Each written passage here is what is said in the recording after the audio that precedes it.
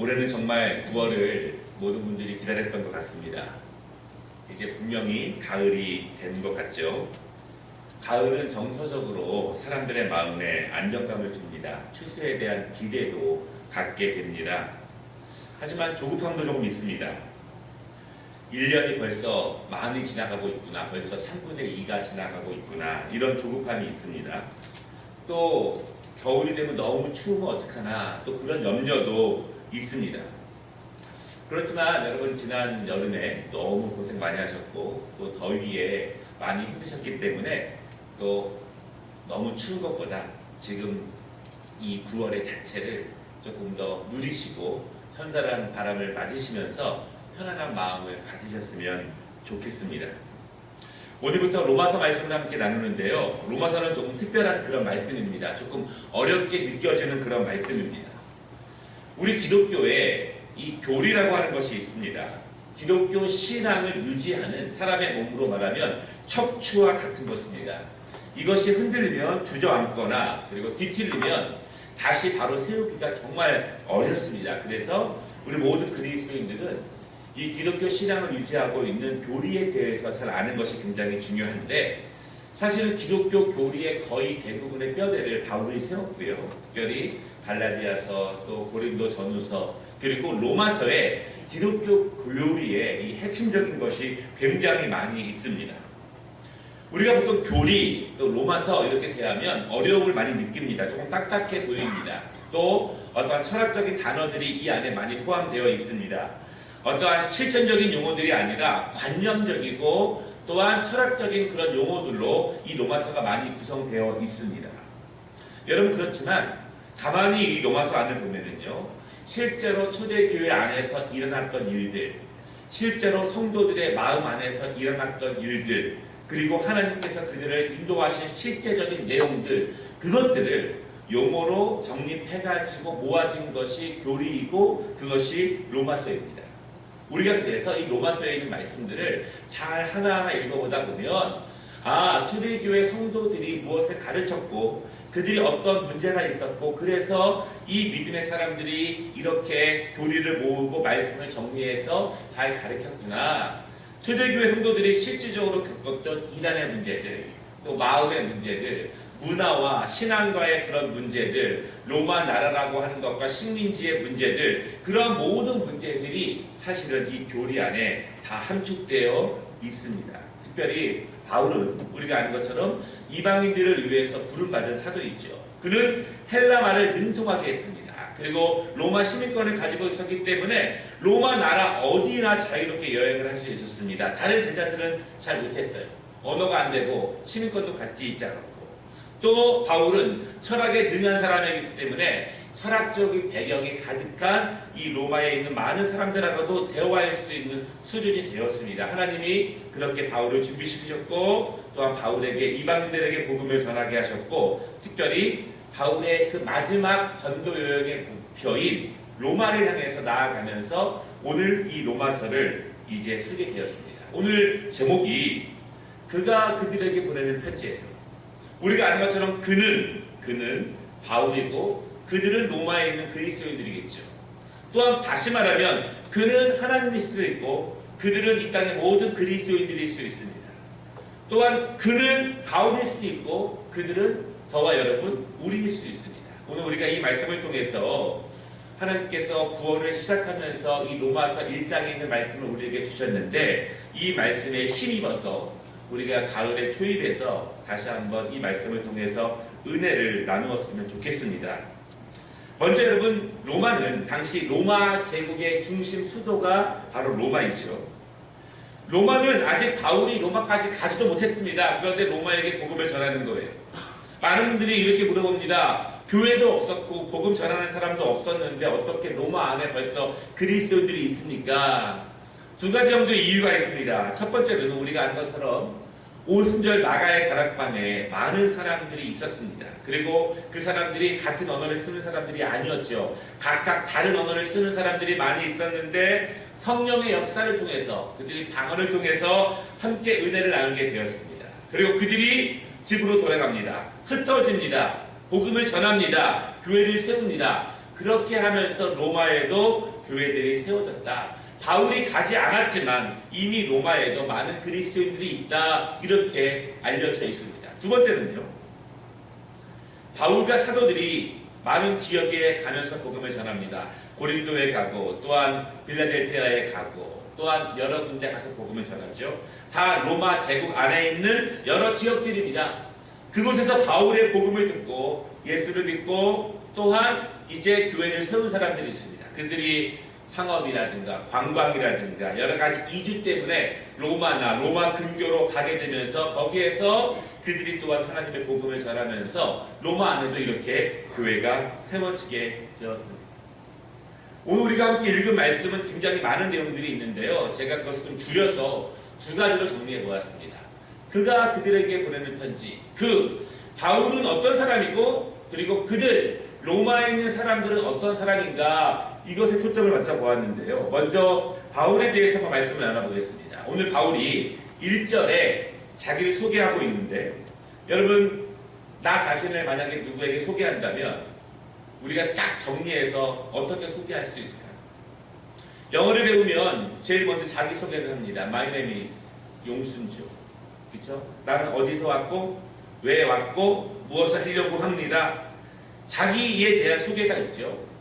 만약에 나의 신앙적인 면을 다른 사람에게, 믿지 않는 사람에게 혹은 다른 나라에 가서 나의 신앙적인 면을 내가 정확하게 소개한다면 우리는 어떻게 소개할 수 있을까요? 저는 장로입니다. 저는 권사입니다. 저는 예수님을 믿었고 그분이 나를 구원했고 그분의 은혜로 하루하루 살아가는 사람입니다. 이렇게 정리하면 소개할 수 있겠죠. 1절 말씀에 바울이 자기 자신을 세 가지로 소개했는데요. 그 바울의 소개가 우리 자신에게도 은혜가 됩니다. 첫 번째로 바울이 뭐라고 소개하고 있냐면 나는 종이다 이렇게 표현합니다. 종. 여러분 자기를 종이라고 표현하기를 좋아하는 사람은 별로 없습니다. 특히 로마 사람들에게 편지를 보냈는데 나는 종입니다 이렇게 표현합니다. 로마 사람들은 종이라는 단어를 굉장히 싫어해요. 여러분 로마 제국이 굉장히 크죠. 그런데 로마에 살고 있는 아주 일부의 귀족들과 수없이 많은 종으로 구성된 나라가 바로 로마 제국이에요. 작은 나라 이스라엘, 작은 나라 블레셋, 그 나라에서 귀족 노릇을 해도 이제는 모두가 종이 되었습니다. 다 나라가 점령당했기 때문에 로마라고 하는 나라의 종으로서 살아가고 있는 사람들이 모든 이 로마 제국에 속해 있는 사람이기 때문에 그들은 종이라는 단어를 굉장히 싫어합니다. 스스로를 낮추기 원하는 사람이 별로 없습니다. 억압당하고 핍박당하고 어쩔 수 없이 내가 낮아질 수밖에 없는 존재가 되면 우리가 낮을 수밖에 없지만 대부분의 사람들이 자기를 조금 이렇게 과장해서라도 좀 높이기를 원하고 부각시키기를 원하지 자기 자신을 일부러라도 낮춰서 자기를 소개하는 사람은 별로 없다는 것입니다. 여러분 그런데 바울은요 우리가 아는 것처럼 원래 낮은 사람은 아니었습니다. 바리새인이었습니다. 공부를 많이 한 사람이었습니다. 자기의 신념과 자기의 학식과 자기의 신앙에 대해서 자부심이 굉장히 많은 사람이었어요. 그런데 이제는 자기 자신을 종이라고 표현합니다. 누구의 종? 여러분 누구의 종인가가 중요해요. 그리스도의 종. 그리스도의 종이다. 그렇게 표현합니다. 내가 누구의 종이 되는 것은 싫지만 그리스도의 종이 되었다. 이렇게 소개하고 있습니다. 그리스도를 제대로 만나고 보니 그분의 종이라는 것입니다. 싫지 않은 거예요. 기쁜 거예요. 내가 전에는 높은 사람이었고 다른 사람보다 나를 부각시키기를 원했고 내가 다른 사람들에게 낮아지는 모습을 보이고 싶지 않았지만 그리스도를 제대로 만나고 보니까 내가 누구인지를 분명히 알게 되고 그 안에서 내가 그리스도의 종입니다. 이렇게 정확하게 말한다는 것이죠. 이 땅에서 아무리 높은 사람도 그리스도를 제대로 만나면 자기에 대한 정체성, 자기 인식이 분명해집니다. 그리스도를 제대로 만났는데 스스로 높아지려고 할 수 없습니다. 스스로 낮아지는 것이 더욱더 기쁘다는 것을 알죠. 여러분 잘 아시는 제가 시를 한 구절 읽어드릴게요. 남들은 자유를 사랑한다지만은 나는 복종을 좋아하여요. 자유를 모르는 것은 아니지만 당신에게는 복종만 하고 싶어요. 복종하고 싶은데 복종하는 것은 아름다운 자유보다도 달콤합니다. 그것이 나의 행복입니다. 그러나 당신이 나더러 다른 사람을 복종하라면 그것만은 복종할 수 없습니다. 다른 사람을 복종하려면 당신에게 복종할 수 없는 까닭입니다.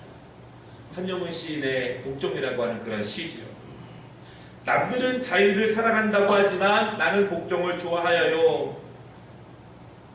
절대자에 대한 또한 조국에 대한 그러한 마음을 담은 시입니다. 그리스도를 제대로 만나고 보니까 내가 누구인지 분명히 알았고 그리스도의 종으로 살아간다고 하는 것이 이 땅의 어떠한 높은 위치보다 더욱더 깊은 사실이라는 것을 바울은 분명하게 고백하고 있습니다. 바라기는 여러분, 우리가 그리스도 안에서 그리스도의 종으로 살아가는 은혜를 함께 누리시기를 바랍니다. 두 번째로 바울은 자기를 고백하는데 부르심을 받았다 그렇게 고백하고 있습니다. 여러분, 누군가가 자신을 불렀다 이 사실을 아는 것이 쉬운 일은 아닙니다. 그러나 그것을 아는 것은 축복입니다. 누군가가 누구를 불렀다고 하는 것은 무엇인가를 사용하기 위해서 어디엔가 쓰기 위해서 그를 부른 것입니다. 그거를 우리가 전문적인 용어로 사명이다 그렇게 말하고 있습니다. 하나님이 나를 왜 부르셨는가? 하나님이 왜 나를 목사와 장로와 권사와 가르치는 자와 성도로 부르셨는가? 왜 하나님이 이 교회를 세우셨는가? 하나님이 이 교회로 왜 나를 부르셨는가? 하나님의 특별한 목적이 있습니다. 그것을 아는 것이 중요해요. 하나님께서 왜 우리 교회를 이곳에 세우셨는가? 저 교회가 더 좋아 보이고 더 화려해 보이고 더 멋있어 보이는데 왜 하나님께서 나를 이 교회에 부르셨는가? 여러분, 우리 집이 좀 지지고 볶고 부모님이 좀 그래도 사실은 저 멋있는 집이 내 집이 될 수는 없습니다.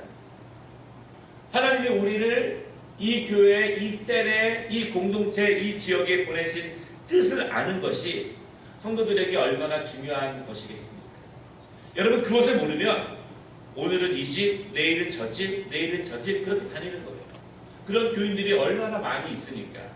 그것은 하나님이 나를 통해서 이 믿음의 공동체에서 이루시고자 하는 것, 함께 일구어 나가시고자 하시는 하나님의 뜻에 대한 분명한 이해와 그 뜻을 아는 것이 우리 모든 성도들에게 축복이라는 사실을 여러분 기억하시기를 바랍니다. 왜 하나님이 바울을 부르셨을까요? 왜 하나님이 바울을 만나주시기 전에 왜 바울에게 그렇게 많은 교육과 훈련을 시키셨을까요? 그리고 어떤 사람들은 하나님을 만난 이후에 하나님이 그를 훈련시키는 경우도 있습니다. 왜? 그것은 하나님께서 그들을 사용하시기 위해서, 하나님이 그들을 쓰시기 위해서, 하나님은 그들을 통해서 영광 받으시기 위해서 그들을 부르신다는 사실을 안다는 것이죠. 언제 압니까? 그리스도의 종이 되니까, 그리스도께 복종하고 나니, 그리스도를 나의 주인으로 모시니 그분의 뜻을 안다는 것입니다. 그분이 나의 주인 되지 않으면 우리는 나의 주인의 그분의 뜻을 알 수 없습니다. 온전히 그리스도를 나의 주인으로 모시고 그분께 순종으로 나아가고 나니 그분께서 나를 어떻게 세우시고 어떻게 영광 받으실지 그 뜻을 알게 되는 것입니다. 바라기는 여러분, 우리는 분명히 사명이 있고 하나님이 우리를 세우실 만한 분명한 사명이 있습니다. 날마다 그것을 붙잡고 나아갈 때 하나님께서 구원도 함께 하신다는 사실을 분명히 믿으시기를 바랍니다. 바울이 세 번째로 자기를 소개합니다. 1절에 뭐라고 소개하고 있냐면 복음의 택정함을 받은 사람이다 그렇게 말합니다. 바울은요, 복음이 없을 때에는 정죄하는 사람이었습니다. 복음이 없을 때에는 누군가를 심판하는 사람이었습니다. 복음이 없을 때에는 누군가를 죽이는 사람이었습니다. 지식이 있었어요. 열심히 있었지만 살리는 사람이 아니라 죽이는 사람이었다는 것이죠. 여러분, 복음, 이것을 그냥 한마디로 표현한다면 은혜입니다. 아무것도 아닌 연약하고 부족하고 여전히 완벽하지 않지만 하나님의 전적인 은혜로 우리가 하나님의 구원과 하나님의 자녀로 부르심을 받았다. 이 은혜입니다. 이 은혜에 대해서 조금 더 듣고 싶으신 분들은 수요일에 오시면 지금 시리즈로 자세하게 들으실 수 있습니다. 지식으로 하나님을 아는 것이 아니라 내 열심으로 하나님을 아는 것이 아니라 예수 그리스도의 복음으로 주님을 분명히 만나고 보니까 내가 하나님의 은혜 가운데 거하게 되었다는 사실을 알게 된다는 것입니다. 여러분, 복음은 은혜입니다. 예수 그리스도를 만나기 전에는 정죄하고 심판하고 나누지만 복음의 은혜 안에 회복하게 되면, 그리스도를 만나게 되면 그리스도가 이 땅에 복음을 들고 우리를 살리기 위해서 오셨기 때문에 복음의 택정함을 입은 사람들의 가장 큰 축복은 살리고 나누고 격려하고 도와주고, 그것이 복음의 능력이라는 사실을 여러분 믿으시기를 바랍니다. 그 복음의 능력으로 내가 먼저 살아나는 역사를 우리가 함께 누리기를 원합니다. 그 복음의 역사로 우리 모두가 하나님의 전에서 믿음의 공동체 안에서 서로를 살릴 수 있는 것, 그것이 하나님의 자녀들에게 하나님이 주신 은혜라는 사실을 여러분 분명히 믿으시기를 바랍니다. 두 번째로, 그가 그들에게 편지를 썼다 이렇게 말했습니다. 그들은 누구일까요? 여러분, 그들 7절에 바울이 그들에게 말하고 있는데 뭐라고 말하고 있냐면 8절에 보면은요, 로마에서 하나님의 사랑하심을 받고 있는 성도들이다 그렇게 말합니다.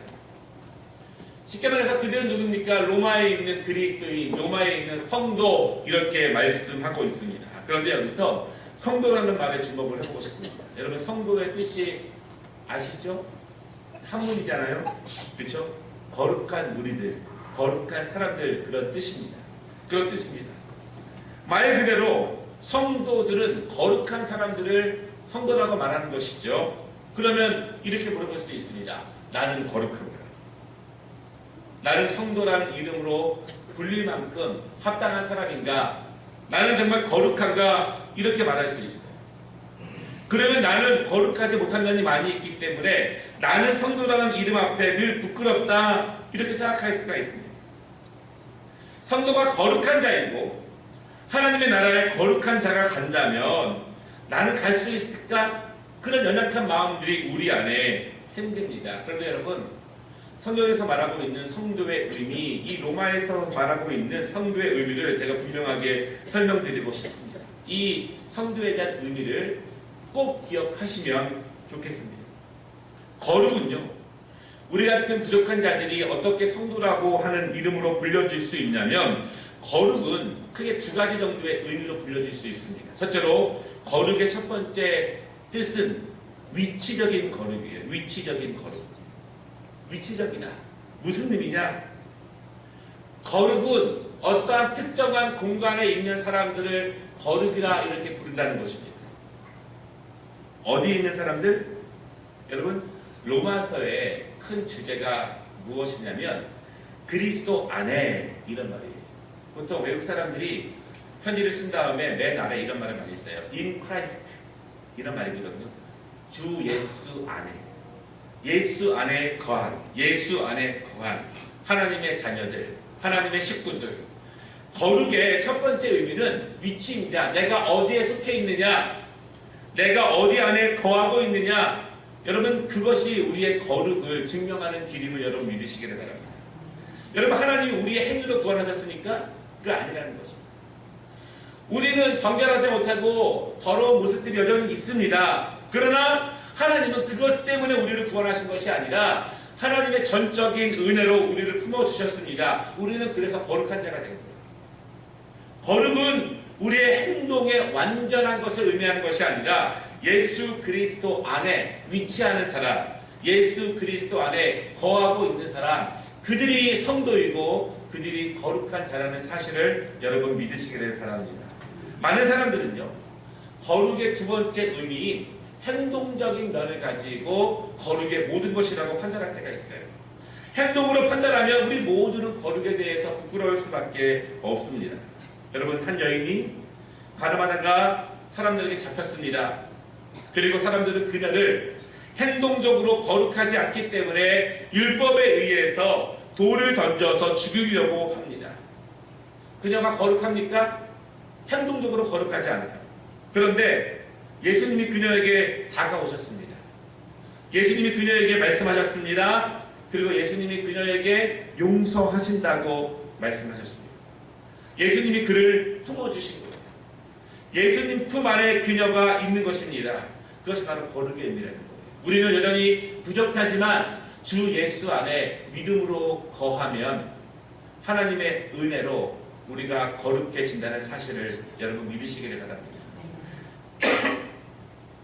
모세가 하나님의 부르심을 받았습니다. 호렙산에서 뻘기나무가 불타는 가운데 그때 말합니다. 내가 서 있는 곳은 거룩한 곳이니 내 발에 힘을 벗으라.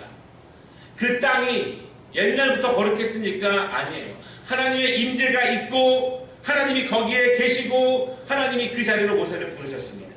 모세가 하나님의 임재 안에 있습니다. 그러면 그 자리가 거룩해지는 것입니다.